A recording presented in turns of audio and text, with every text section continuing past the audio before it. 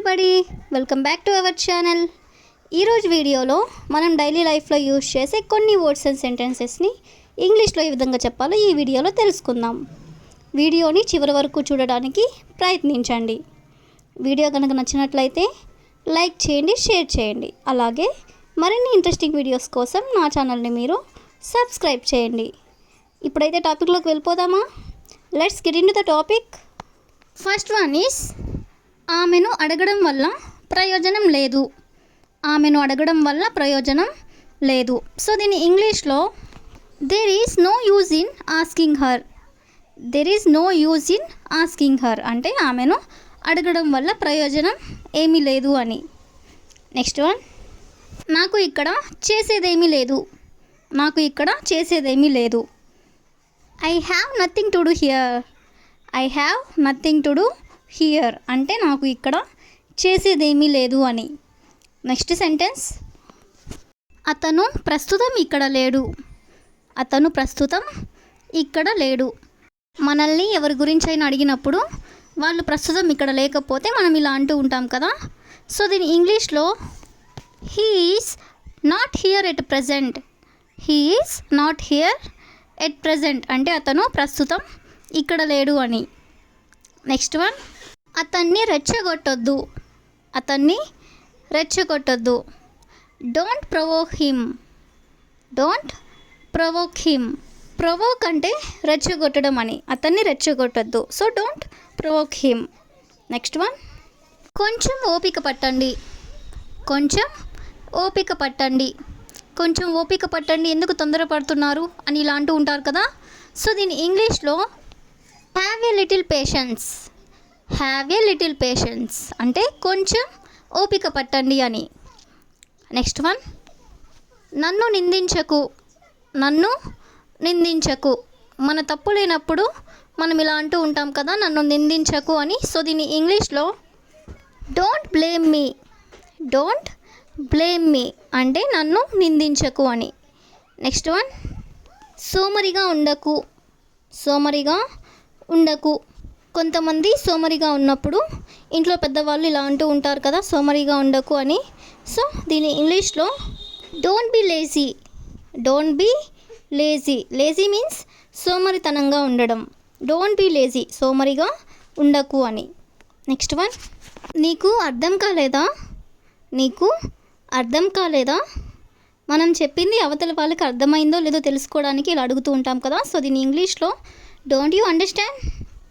Don't you understand అంటే నీకు అర్థం కాలేదా అని. నెక్స్ట్ వన్, తొందరగా తీసుకుని రండి. తొందరగా తీసుకుని రండి. Bring it soon. Bring it soon అంటే తొందరగా తీసుకుని రండి అని. నెక్స్ట్ వన్, ఆ పని తర్వాత రండి. ఆ పని తర్వాత రండి అంటే మీరు ఏదైతే పని చేస్తున్నారో ఆ పని అయిపోయిన తర్వాత రండి అని. సో దీని ఇంగ్లీష్లో come after that work. Come after that work అంటే ఆ పని పూర్తయిన తర్వాత రండి అని. నెక్స్ట్ వన్, నాకు అది అలవాటే. నాకు అది అలవాటే. జనరల్గా మనం ఈ వర్డ్ అనేది యూజ్ చేస్తూ ఉంటాం కదా. సో దీని ఇంగ్లీష్లో I am used to it. I am used to it అంటే నాకు అది అలవాటే అని. నెక్స్ట్ వన్, నటించవద్దు. నటించవద్దు. Don't pretend. ప్రిటెండ్ అంటే నటించడం అని. డోంట్ ప్రిటెండ్ అంటే నటించవద్దు అని. నెక్స్ట్ వన్, మీరు ఇప్పుడు వెళ్ళవచ్చు. మీరు ఇప్పుడు వెళ్ళవచ్చు. You may go now. You may go now అంటే మీరు ఇప్పుడు వెళ్ళవచ్చు అని. నెక్స్ట్ సెంటెన్స్, నువ్వంటే గర్వంగా ఉంది. నువ్వంటే గర్వంగా ఉంది లేదా నిన్ను చూస్తుంటే గర్వంగా ఉంది అని ఇలా అంటూ ఉంటారు కదా. సో ఇన్ ఇంగ్లీష్లో I'm proud of you. I'm proud of you అంటే నిన్ను చూస్తుంటే నాకు గర్వంగా ఉంది అని. నెక్స్ట్ వన్, ఎవరిని నొప్పించవద్దు. ఎవరిని నొప్పించవద్దు లేదా ఎవరిని బాధ పెట్టవద్దు ఇలా అంటూ ఉంటారు కదా. సో దీని ఇంగ్లీష్లో don't hurt anyone. Don't hurt anyone అంటే ఎవరిని నొప్పించవద్దు అని లేదా బాధ పెట్టవద్దు అని. నెక్స్ట్ సెంటెన్స్ ఈస్ ధరలు పెరుగుతున్నాయి. ధరలు పెరుగుతున్నాయి. మార్కెట్లో ధరలు ఇంక్రీజ్ అయినప్పుడు ఇలా అంటూ ఉంటారు కదా. సో దీని ఇంగ్లీష్లో prices are rising. Prices are rising అంటే ధరలు పెరుగుతున్నాయి అని. ఆమెను తిట్టవద్దు.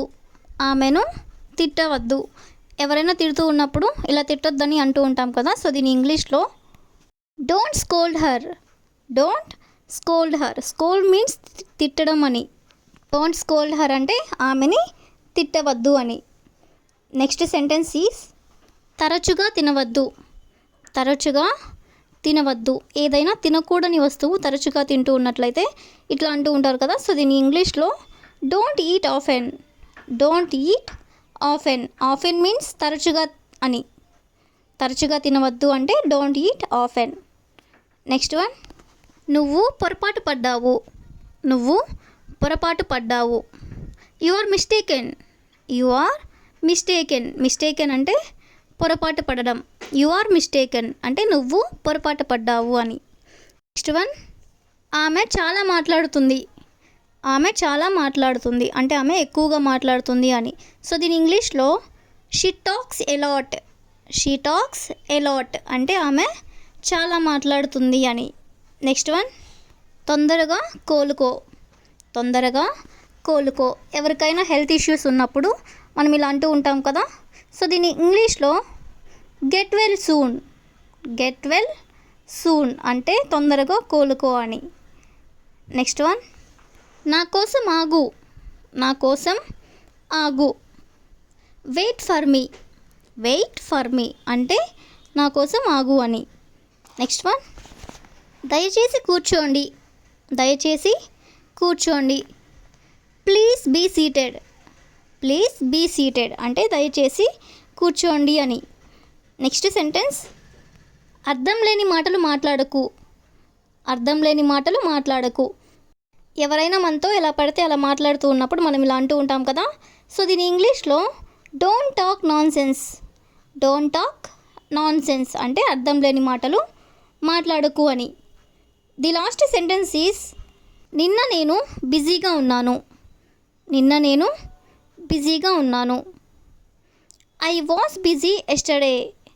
ఐ వాస్ బిజీ ఎస్టర్డే అంటే నిన్న నేను బిజీగా ఉన్నాను అని. That's all for today. I will ask you a question for you. తలుపుకి తాళం వేయండి. తలుపుకి తాళం వేయండి. If you know this one in English, please comment in the comment section. Thank you for watching.